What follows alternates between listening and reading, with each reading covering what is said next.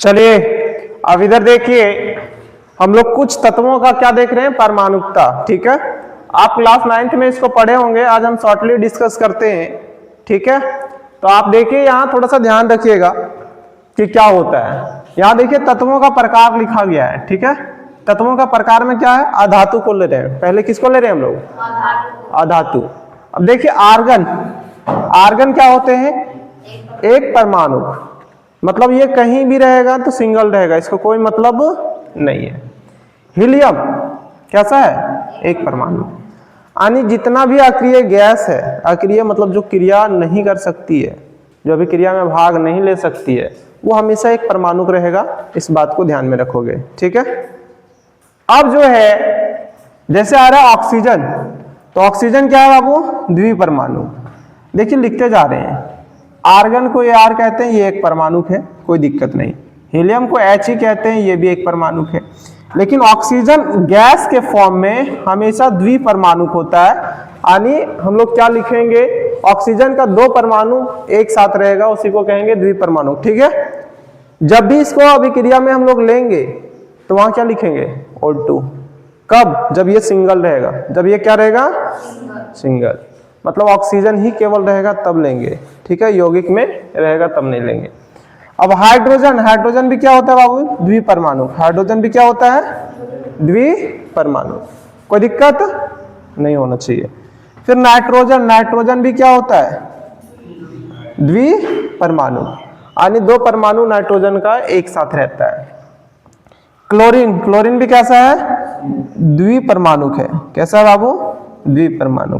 Iodine भी क्या है, द्विपरमाणु। आयोडीन भी क्या है, द्विपरमाणु। अब आ गया फास्फोरस। फास्फोरस एक साथ 4 गो रहता है। कितना रहता है, इसलिए इसका परमाणु कितना हो जाएगा, चतुर्परमाणु, P4। सबसे ज्यादा रहता है सल्फर। सल्फर कितना रहता है, 8। एक साथ क्या गो रहता है, 8 गो रहता है, S8। इसको क्या लिख रहे हैं हम लोग, S8। ठीक, इसको बहुपरमाणु में चले जाता है। ये किस परमाणु में चल जाता है, बहुपरमाणु, मतलब जिसमें 2 से अधिक परमाणु रहे उसको हम लोग बहुपरमाणु कहते हैं।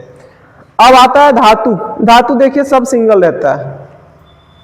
धातु जितना है ना, ये क्या करता है, इलेक्ट्रॉन को त्यागने का काम करता है ना, इसको तो ज्यादा इलेक्ट्रॉन चाहिए नहीं, तो ये सब क्या रहता है, सब सिंगल है। देखिए सोडियम धातु है, ये भी एक परमाणु है। आयरन, सुन लीजिए, आयरन जिसको हम लोग लोहा कहते हैं, ये भी क्या है, एक परमाणु है। एल्युमिनियम एक परमाणु है। कॉपर एक परमाणु है। और भी जो धातु हैं वो एक परमाणु है, जैसे पोटेशियम हो गया, है ना, कैल्शियम हो गया, सभी एक परमाणु है। तो पहले आप इसको लिखिए, फिर हम लोग अभिक्रिया के ऊपर चलते हैं। जो रे बाबू क्लास 10th में जो उपयोग आएगा अभिक्रिया कैसे लिखेंगे उसके बारे में बात कर रहे हैं। ठीक है, तब रिएक्शन पढ़ने जा रहे हैं। क्या पढ़ने जा रहे हैं, जो आप लोग क्लास 8 में पढ़े होंगे, जिसको हम लोग कहते हैं अभिक्रिया।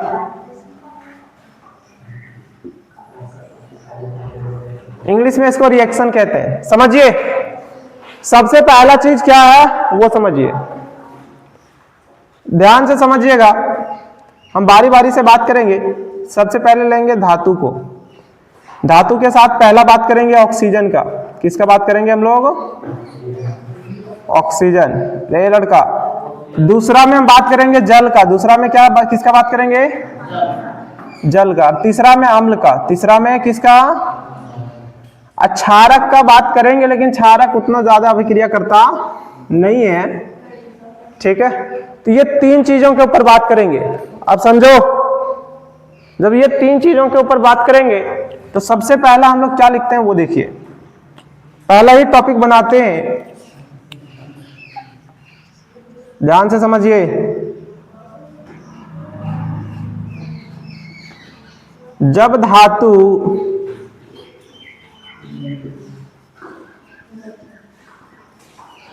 ऑक्सीजन से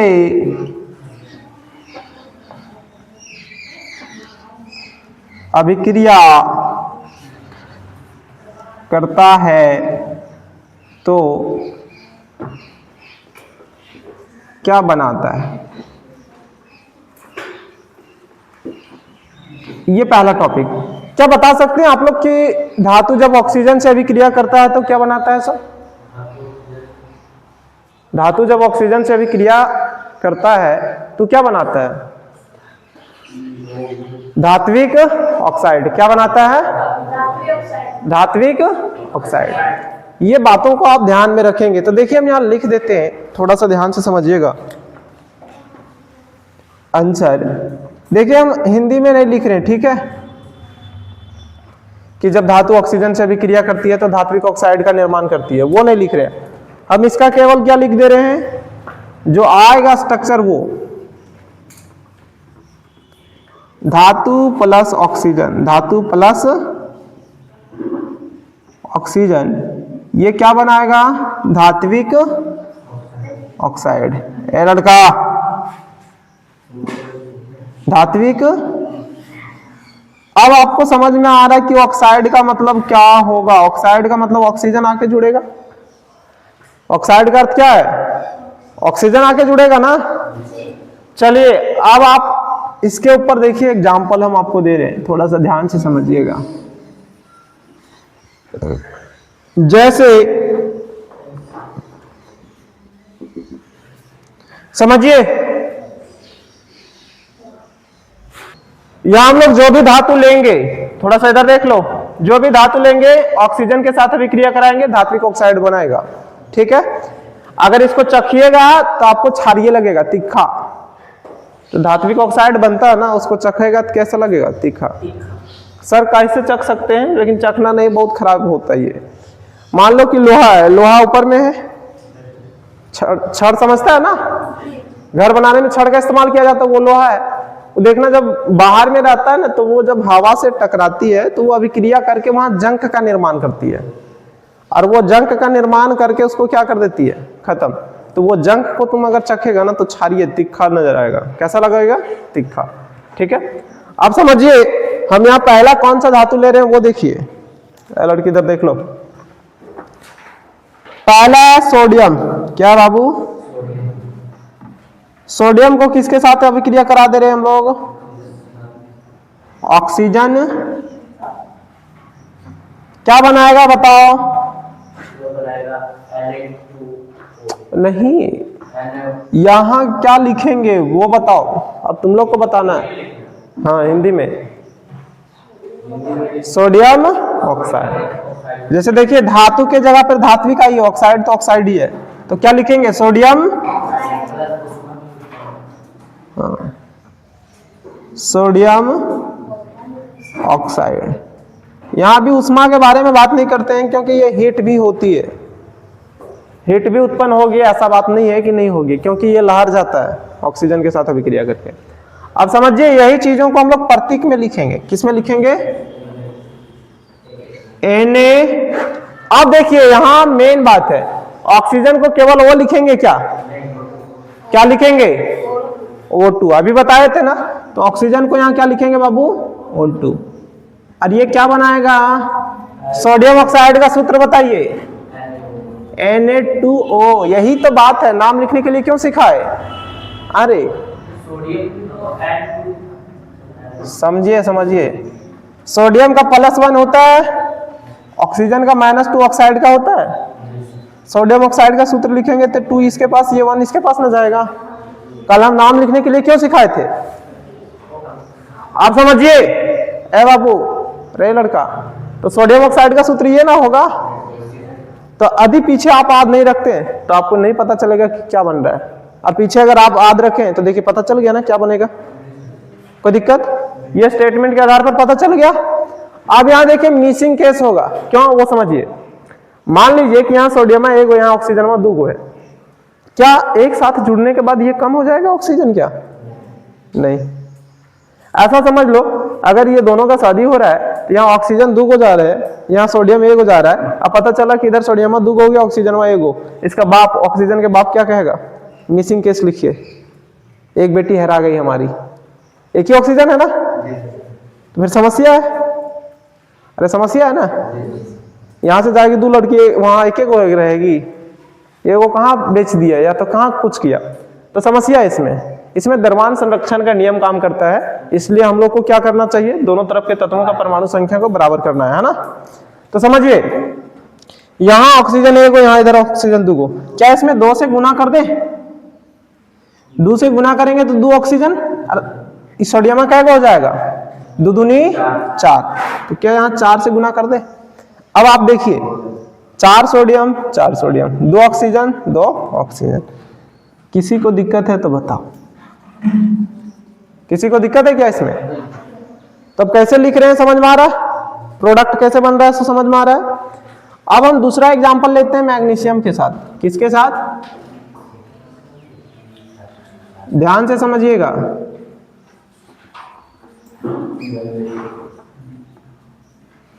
magnesium plus oxygen, magnesium plus oxygen क्या बनाएगा बाबू, मैग्नीशियम ऑक्साइड। क्या बनाएगा,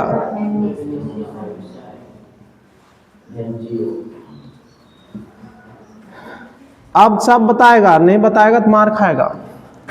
तो बताइए मैग्नीशियम का प्रतीक क्या होता है, Mg। ऑक्सीजन का यहाँ Mg क्यों लिखे, धातु एक परमाणु होता है ना, ऑक्सीजन कैसा होता है द्विपरमाणु। अब ये क्या बनाएगा, मैग्नीशियम ऑक्साइड। मैग्नीशियम ऑक्साइड का सूत्र सही है, सही है। देखो Mg2+ होता है, ऑक्साइड 2- होता है, कट जाएगा डायरेक्ट जुटेगा, ठीक है। तो आपको संयोजकता याद नहीं है दीपक, तो क्या 2 नहीं लिखे, क्या 2 लिखना है, आप समझिए ना, आप बता रहे हैं समझिए। ये तीर का निशान उधर ही होगा जिधर नया पदार्थ बनेगा, है ना। तो दोनों जुड़ करके एक नया पदार्थ का निर्माण हो रहा है, तो तीर का साइन उधर ही होना चाहिए। अब समझिए इधर हम आगे बताएंगे कि उसको क्या कहते हैं। ये यहां देखिए ऑक्सीजन कितना है, इधर कितना है 1, मैग्नीशियम इधर 1 इधर 1, तो फिर समस्या है ना। तो यहाँ कितना से गुना करें, 2, जैसे हम गुना किए 2 को ऑक्सीजन तो मैग्नीशियम भी बढ़ गया, यहाँ भी कितना से गुना करना होगा 2 से। क्या अब ये रिएक्शन समझ में आ रहा है आपको? अच्छा रिएक्शन क्यों करता है मालूम है, अभिक्रिया क्यों करता है? सो इलेक्ट्रॉन को लेन देन करने के लिए, और इलेक्ट्रॉन और प्रोटॉन की संख्या बराबर हो जाए, इसीलिए ये रिएक्शन होती है अभिक्रिया। और रिएक्शन के दौरान नए पदार्थ का निर्माण भी होता है। अब देखिए इधर हम थोड़ा सा पोटेशियम के साथ लेते हैं, ध्यान से समझिए।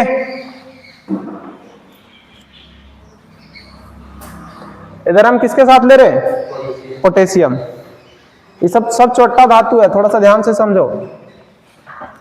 तीसरा एग्जांपल जो है बाबू वो पोटेशियम के साथ ले रहे हैं। किसके साथ ले रहे हैं हम लोग, पोटेशियम प्लस ऑक्सीजन, है ना। क्या बनाएगा ये, पोटेशियम ऑक्साइड। चलिए आप लोग भी समझ गए, ऑक्साइड को आराम से लिख देते हैं। समझिए अब इसका प्रतीक में लिखना चाहेंगे तो कैसे लिख पाएंगे उसके बारे में। लड़की इधर देखो, इसका हम प्रतीक में लिखना चाहेंगे। पोटेशियम का प्रतीक क्या होता है, के। ऑक्सीजन का O2, है ना। अब यहाँ क्या बनेगा बताइए, K2O। कैसे सर, यहाँ देखिए K2O क्यों बना, क्योंकि पोटेशियम ऑक्साइड है, तो पोटेशियम का परमाणु थी ये संयोजकता 1 है, और ऑक्सीजन का कितना 2, तो ये इसके पास और ये इसके पास। अब यहाँ अभी भी मिसिंग केस है कि नहीं, देखिए तो मिसिंग केस तो है नहीं, परमाणुकता अलग होती है, संयोजकता अलग होती है, ठीक है। उसी में तुम कंफ्यूजन में अभी है, वो दोनों से अलग अलग होता है, ध्यान रखिए। अब आगे समझिए। अब यहाँ पोटेशियम क्या हो गया 2 गो, ऑक्सीजन कितना 1 गो। समझ में आ रहा है? तो अब देखिए यहाँ क्या करना पड़ेगा, बैलेंस करना पड़ेगा ना। तो यहाँ कितना से गुना करना पड़ेगा 2 से। तो आप बताओ ऑक्सीजन 2 हो गया, पोटेशियम क्या गो, तो इधर भी कितना से, इसमें भी उष्मा निकलती है, थोड़ा ध्यान रखिएगा। इसमें भी क्या निकलती है, उष्मा निकलता है। चलिए एक और लेते हैं, वो समझिए। देखिए एल्युमिनियम, लोहा, सोना, चांदी ऑक्सीजन से बड़ी कम अभिक्रिया करती है, बहुत देर में करता है, ठीक है। तो उसको हीट कराना पड़ता है तब जल्दी करेगा। जब हीट करेंगे ना तो बहुत जल्दी। हम लोग एल्युमिनियम के साथ ले रहे हैं, किसके साथ ले रहे हैं बाबू, एल्युमिनियम प्लस ऑक्सीजन। तो क्या बनाएगा, एल्युमिनियम ऑक्साइड बनाएगा। क्या बनाएगा बाबू, एल्युमिनियम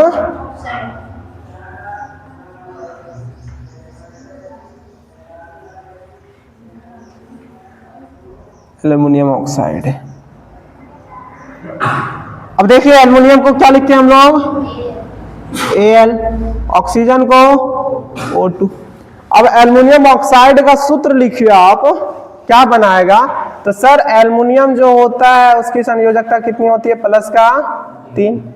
ऑक्सीजन की संयोजकता कितनी होती है, माइनस का 2। ये 2 यहाँ, 3 ये यहाँ जाएगा, है ना। तो ऐसा होगा Al2O3, ऐसा बनेगा। कोई दिक्कत नहीं होना चाहिए।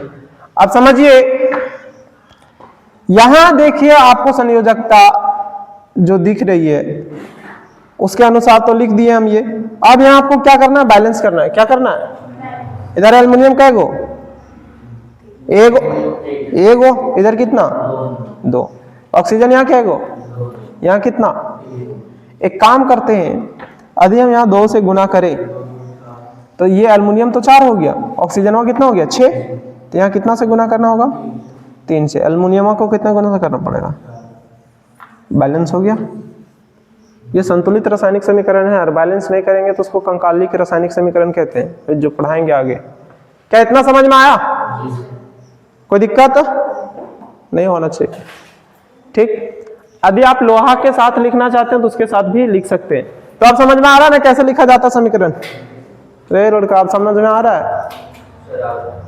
पहले समझ में नहीं आता होगा तो बात अलग था, लेकिन आप समझ में आना चाहिए कुल मिला करके। यहाँ 2, 3 कैसे आ रहा है, 4 कैसे आ रहा है, समझ में आ रहा है ना ये।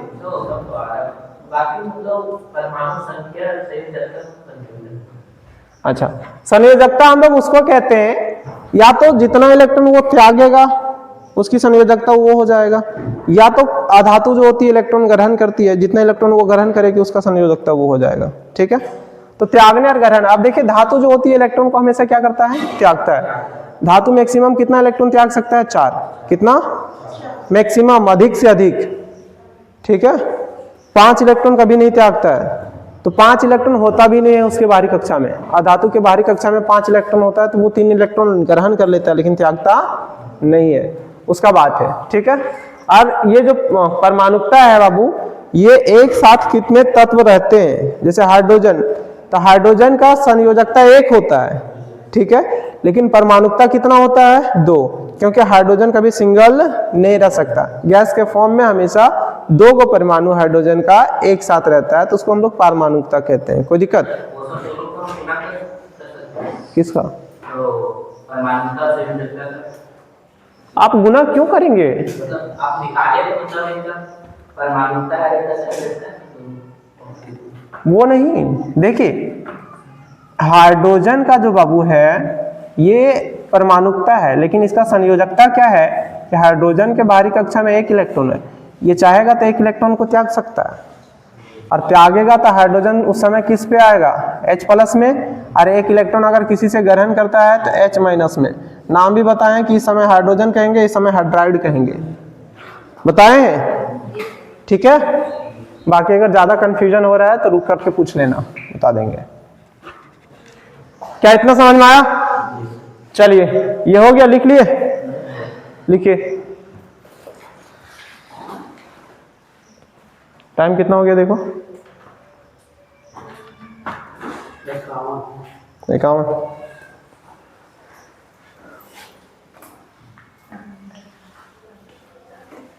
तो आज हम लोग यहीं तक रखेंगे, इसके नेक्स्ट वीडियो में हम लोग दोनों के बारे में देखेंगे, धातु धातु किसके साथ अभिक्रिया करेगा? जल के साथ, वो देख लेंगे। फिर धातु किसके साथ अभिक्रिया करेगा? अम्ल के साथ। तो हम लोग नेक्स्ट वीडियो में इसके बारे में डिस्कस करेंगे। कोई दिक्कत किसी को नहीं होना चाहिए। क्या ये समझ में आ रहा है ना? और ये समझ में आ रहा है तो केमिस्ट्री आपका जो है बहुत आसान होने वाली है, बहुत इजी हो जाएगा।